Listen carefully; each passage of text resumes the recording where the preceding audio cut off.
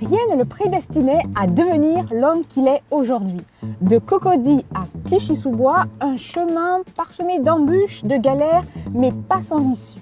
Alors, je vous propose de faire ce chemin avec moi. Chat avec Nac roule avec Salomon. On roule les gars, on roule, poussez! Allez les gars, allez! Allez!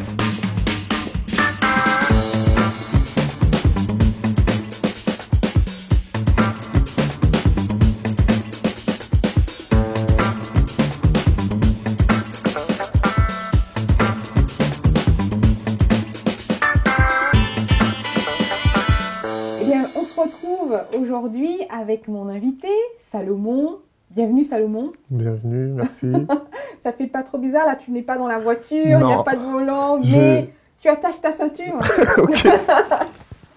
Voilà, on est vraiment ravis. Moi je suis contente de t'avoir ici avec moi sur ce plateau. Et puis tout de suite je vais proposer à nos amis de te découvrir dans notre séquence portrait. À tout de suite. Alors Salomon, à côté de toi une petite boîte. Ouais. Une petite boîte, j'exagère, une grande boîte. Je la prends. Prends-la. Ok. Et il y a quelques objets symboliques qui vont nous aider un peu à dresser ton portrait. Voilà, je te laisse l'ouvrir. Je pense que ça va te dire quelque chose. Qu'est-ce qui se trouve dedans? Fais-nous voir. Une libellule. Ah non, c'est pas une libellule. Ah bah, Je sais pas si. un papillon. Un papillon. Ah. Un papillon. Ouais. Ça te dit quelque chose, papillon? Ouais. Bah papillon parce que c'est un peu le. Je commence comme ça mon livre, Métamorphose. La métamorphose de la chenille en papillon. Et oui, ça me parle un peu de ma transformation. Comment j'ai été métamorphosé. Enfin, c'est le prologue en tout cas de mon livre. C'est ton parcours. C'est mon parcours. La chenille au papillon. La chenille au papillon qui prend son envol avec le Seigneur, quoi.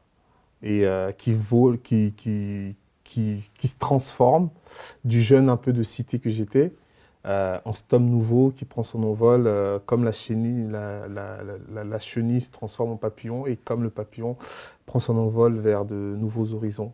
Alors, on va plus tard découvrir justement ton parcours, la chenille au papillon. Est-ce qu'il y a encore autre chose? Je me semble que oui. Alors, il y a une petite voiture. Ah. Alors, une petite voiture. Ah, peut-être les émeutes. Sûrement. Sûrement, tu vas peut-être nous en parler. Mais je pense qu'aussi, on te voit dans une émission. Ah, je roule avec. Oui. Ah, j'ai pas pris le même modèle de voiture. Mais oui, c'est vrai que je réalise une émission qui s'appelle Je roule avec, dans laquelle en fait je reçois des invités qui montent dans ma voiture et qui racontent un peu leur parcours, leur histoire de vie. Et puis c'est vraiment chaleureux. Du coup, ça sort un peu du cadre d'interview classique. Et ben les gens sont plus ouverts et se confient plus. Et c'est vrai que c'est une expérience enrichissante. Ok. Il y a encore autre chose? Alors, voilà, le guide pratique de droit. Oui.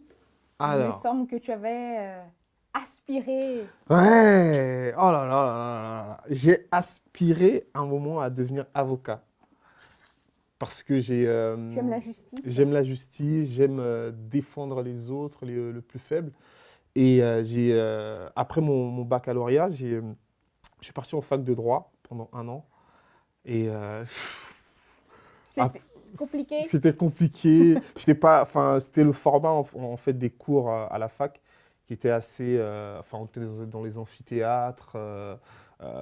Il y a les intervenants qui rentraient, qui parlaient 2-3 heures. C'était pas assez cadré pour moi. Et du coup, ça m'a découragé. Mais j'ai toujours ce désir en moi d'aider les plus faibles, d'être une voix pour les sans-voix.